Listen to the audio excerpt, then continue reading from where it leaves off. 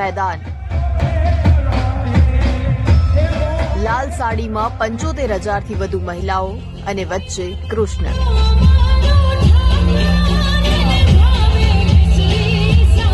કૃષ્ણની રાસલીલાને યાદ કરાવતા આ અદ્ભુત દ્રશ્યો છે ઠાકરધામની પુનઃ પ્રાણ પ્રતિષ્ઠા મહોત્સવના. પ્રતિષ્ઠાના 375 વર્ષ પૂર્ણ થવા પર ભરવાડ સમાજનો 14 માર્ચથી ધોલેરાના બાવળિયાળીમાં ભવ્ય મહોત્સવ ચાલી રહ્યો છે.